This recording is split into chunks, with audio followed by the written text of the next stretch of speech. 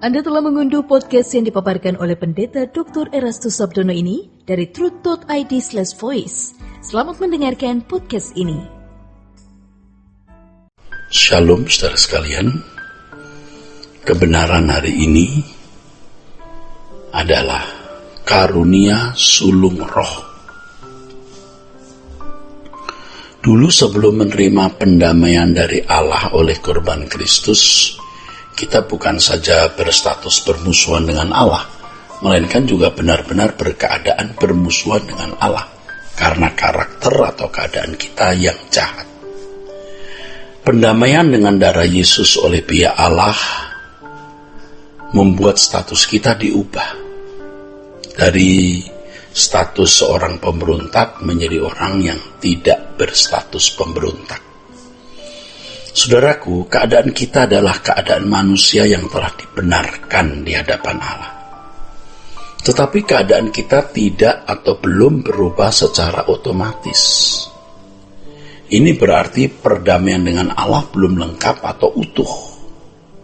Nah, sekarang setelah status kita diubah, kita bertanggung jawab untuk mengubah keadaan kita dengan belajar hidup sebagai anak-anak Allah yang berkenan kepadanya atau mengambil bagian dalam kekudusan Allah. Mengambil bagian dalam kekudusan Allah, ya, agar kita memiliki kecerdasan rohani, kemampuan berpikir, berucap, bertindak selalu sesuai dengan pikiran dan perasaan Allah. Dalam hal tersebut bukan hanya status kita yang diubah, melainkan juga keadaan kita diubah. Nah, kesalahan banyak orang Kristen berpikir bahwa perubahan status berarti juga sudah otomatis perubahan segala aspek. Seharusnya kita memahami bahwa perubahan secara hukum, secara de jure, belum tentu perubahan secara kenyataan, saudaraku.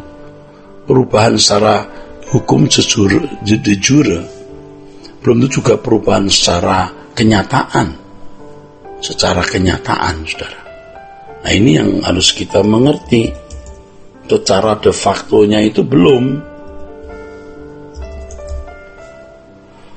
Kekristenan hari ini telah menjadi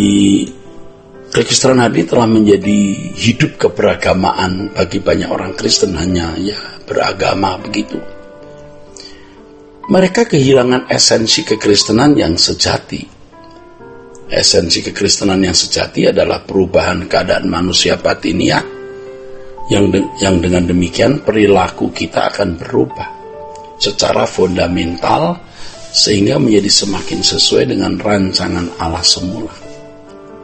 Rancangan Allah semula adalah manusia yang berkeadaan berkenan kepada Allah, yang dalam segala sesuatu yang dilakukan dapat selalu sesuai dengan pikiran dan perasaan Allah. Keadaan manusia seperti ini barulah dapat mengimbangi Allah, saudaraku, yaitu ketika kita bisa berpikir, bisa berucap, bertindak selalu sesuai dengan pikiran dan perasaan Allah. Ya, keadaan manusia seperti ini barulah dapat mengimbangi Allah sehingga dapat berhidup dalam perdamaian dengan Allah dan hidup dalam persekutuan dengan Allah secara ideal, saudaraku. Saudaraku sekalian, kita harus menyadari bahwa kesempatan untuk mengalami perubahan guna bisa mengimbangi Allah ini sangat terbatas. Kalau momentum kesempatan ini berlalu, maka tidak ada lagi kesempatan kedua. Sebab hidup ini hanya satu kali, saudara. Dalam satu kali kesempatan hidup ini, kita harus memilih, yaitu bersekutu dengan Allah, artinya berdamai dengan Allah, atau hidup dalam perdamaian dengan Allah, atau ya berdamai atau bersekutu dengan pihak musuh Allah atau dunia. Allah tidak memaksa orang Kristen untuk memilih bersekutu atau berdamai dengan Dia. Allah tidak mendesain secara sepihak seseorang dapat memilih bersekutu atau berdamai dengan Allah. Kalau Allah secara sepihak membuat seseorang bisa berdamai dengan Allah, maka perdamaian semacam itu bukanlah perdamaian yang tulus, bukan perdamaian yang benar, dan natural, saudaraku. Perdamaian bukanlah sesuatu yang dipaksakan. Itulah sebabnya Paulus sebagai utusan Kristus menyerukan, berilah dirimu diperdamaikan. Berilah dirimu diperdamaikan.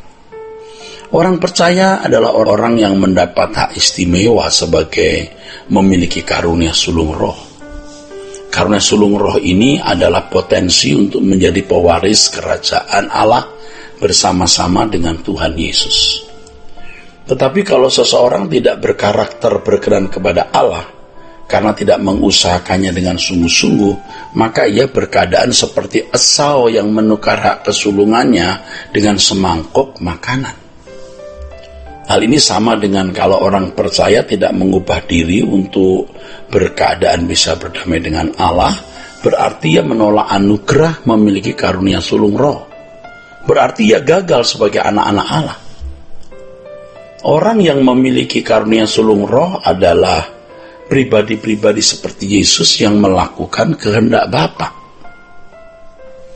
Harus diingat bahwa orang yang dikenal Tuhan adalah orang yang melakukan kehendak Bapa. Bukan sekedar menyebut atau memanggil Yesus Tuhan, Tuhan, tapi yang melakukan kehendak Bapa. Tidak melakukan kehendak Bapa berarti tidak diterima di kerajaan surga. Banyak orang Kristen berkeadaan seperti Esau, saudaraku, yang hidup dalam kesenangan dunia, tidak berusaha bertumbuh untuk mengambil bagian dalam kekudusan Allah. Sehingga mereka menyia-nyiakan kesempatan yang berharga untuk bisa berdamai dengan Allah dalam standar yang Allah kehendaki. Ya, kalau hal ini tidak diperhatikan bahaya, saudaraku. Betapa Allah menginginkan umat pilihannya yang mengenal Yesus untuk bisa bertumbuh dalam kekudusan agar bisa bersekutu dengan Allah sebagai Bapaknya. Tetapi banyak orang Kristen tidak memperdulikan perasaan Allah.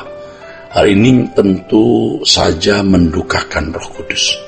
Kalau terus-menerus mendukakan Roh Kudus, maka orang tersebut bukan saja mendukakan, melainkan juga memadamkan dan akhirnya menghujat Roh Kudus. Harus diingat, Allah tidak selalu bisa mentolerir kelemahan dan kesalahan umat pilihan. Pada satu titik tertentu ketika seharusnya seseorang sudah mencapai kedewasaan rohani, hidup dalam kekudusan, tetapi tidak, maka Allah membuangnya. Allah akan membuangnya. Di titik ini Allah tidak akan bisa lagi mengubah orang tersebut. Bukan karena Allah tidak mau, melainkan keadaan orang tersebut memang tidak bisa diubah lagi. Tidak bisa diubah lagi. Waduh, ini bahaya, saudara, keadaan seperti ini. Ya, tidak bisa diubah lagi. Inilah yang diusahakan oleh kuasa kegelapan agar banyak orang Kristen yang mengulur-ulur waktu atau menunda-nunda pertobatan. Sementara dunia yang fasik mewarnai jiwa mereka sampai mereka berkeadaan tidak bisa diubah lagi. Oh, saudaraku, dan dunia yang semakin fasik ini sangat kuat mencenderungkan manusia untuk lebih mudah rusak daripada baik, sehingga tidak pernah hidup dalam perdamaian dengan Allah. Jadi kita bisa mengerti mengapa Tuhan kita Yesus Kristus berkata, jika anak manusia datang, apakah dia mendapati iman di bumi? Di balik pernyataan itu ada semacam pesimis, ya, sikap pesimisme terhadap kenyataan, ya, orang-orang Kristen yang tidak mau sungguh-sungguh. Kiranya kebenaran ini memberkati kita sekalian. Sola Gracia. Untuk berlangganan renungan harian dalam bentuk cetak, silakan hubungi Truth Literatur di nomor telepon 0878 7870 7000. Untuk mendapatkan CD khotbah, MP3 renungan Truth, dan CD album lagu produksi Sola Gracia, Anda dapat menghubungi di hari dan jam kerja di nomor telepon 021 638 60953. Tuhan Yesus memberkati. Sola Gracia.